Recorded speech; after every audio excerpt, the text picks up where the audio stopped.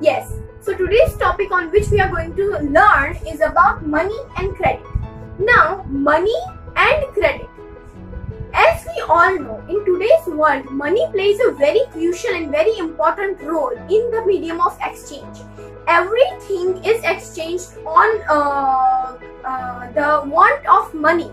Everyone is running behind money. But as we all know, in previous years, when money were not invented, barter system was being practiced. Now, what is barter system? Barter system is the system where a good is being bought in exchange of a good. So no money, no another money, coins, gold, nothing was being used as the medium of exchange. They were only exchanging goods. Like if I want shoes and if the X person wants cloth, then he could come to me. He can take my cloth and I can take his shoes. So this is how the exchange happened in previous years. Now this only happens when both agrees to their wants. Both wants coincide with each other. So these both wants coinciding with each other is known as double coincidences of wants. So in barter system, the problem was that many times double coincidence of wants was not practiced. Okay, so this caused a lack of materialistic things which were in need of in the market. So after years passed and many types of coins came, silver coins came, copper coins came, gold coins came, and then after currency was being invented, and now as we see henceforth there is a currency note, or we can say some small coins. So this is how money acts as a medium of exchange in the year which is now. Okay. Then comes modern forms of money.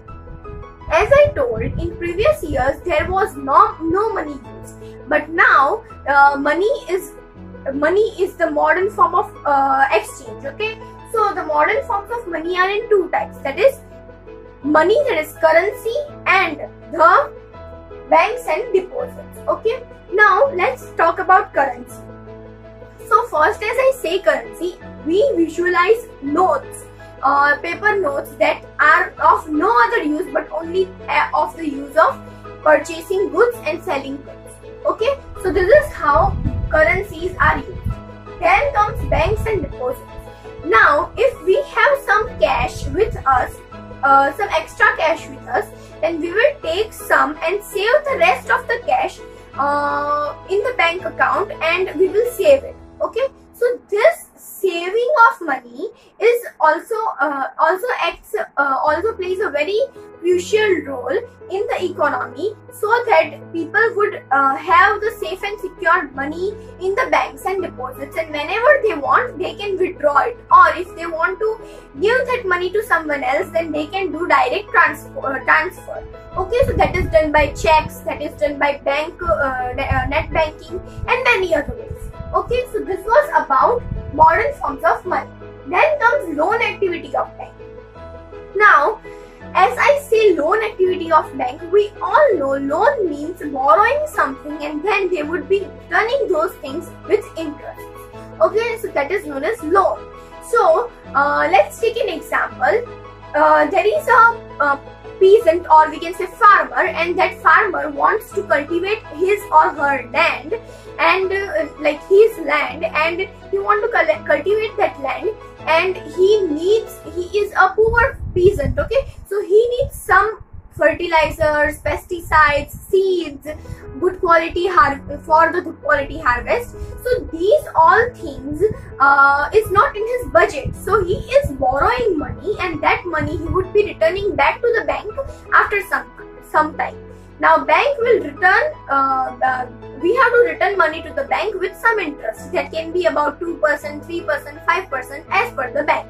But if we will go to money lenders, or if we will go to landlords, then they would cost us a great amount of income or interest. Okay. Then comes two different credit situations. Two different credit situations. Now, as I told you, what does credit mean? Credit means that when a person wants to borrow some things, and that he would be returning it with interest, that is called as credit. Okay, so different kinds of credit situation or borrowing situation. So positive and negative. Let's take two examples. Both of farmers. Okay, so there are two farmers, Ramesh and Suresh. Okay, so Ramesh, he wants to cultivate a farm. Both are small scale farmers. He both wanted to cultivate the farm. Both are living in different regions. Okay, so Ramesh goes to bank and takes loan, or goes to landlords and take loan. And okay, so Ramesh goes to bank and takes loan. Okay, so he takes loan of about 10,000 rupees, and then he had to return it. For your easier understanding, I am taking it 10% interest, but it is not usually that high. Okay, so he would be returning it with 10% interest. So he had to return money, that is 11,000 rupees. Okay, so he will cultivate the land, he will feed the land with good fertilizers and pesticides, and he will get good yield. Only in the conditions he will get good yield, then only he would get profit, and then only he would be able to return the money. Otherwise, he would be facing a debt trap. Now, what is debt trap? Debt trap is a situation. What if the Ramesh's farms would not be cultivated so good? So what would have happened was that he would be having no money to give in return to bank. So he would be left with no money. So he would not be able to, pay money to the bank, and the interest would start increasing, and that's how he would be getting into the debt trap. So this debt trap wala situation is the negative one, and if he would be able to sell his goods, and he would get good profits, and then he would give money again to the banks, that is known as positive situation. So these are the two different kinds of situations that are in two different credit situations. Okay, then terms of credits. Now, terms of credits. Now, giving credit to a person for the bank is not very easy. So they need to settle some terms and conditions over it. So what had the bank has said is, they would be taking collateral, they would be taking interests, then they would also take documents, they would take signatures, and this is how the money can be lent to the person who is in need of money. Now, what the bank actually does is, the person who is having surplus money would be giving that money to the bank in the form of their savings, and then that money would be given to the person who is in need, and that money, when the person returns it, then the person who has surplus money and has saved the money would get that money in a much increment. Okay, so there would be profit for both the sides, and that's how bank makes profit of its own. Okay, so this is how terms of credits are. Like, they would need collateral, they would need documents, they would need proper documentation of the particular land on for which they are taking the loan, and this is how terms of credit works. And another term of credit is that if the person would not be able to repay the loan to the bank, then the bank would have the whole right to occupy that particular building, or that particular flat, or that particular house, or that particular car, which is as a collateral. Okay, so this was about terms of credit. Then comes formal and informal sectors of credit. Now, formal and informal. Formal sectors includes banks, other communal institutions, and all the institutions which comes under government, and they take proper documentation, collateral, and follows all the terms and conditions of credit taking.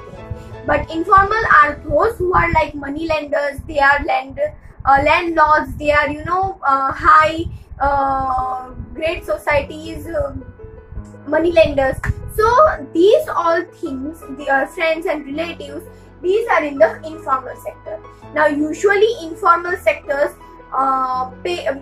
costs a great high rate of interest, that is about 10% to 15%, but the formal sector of credits, they would cost low rate of interest. So this is the benefit of formal sector of credits. Now then it is self-help groups.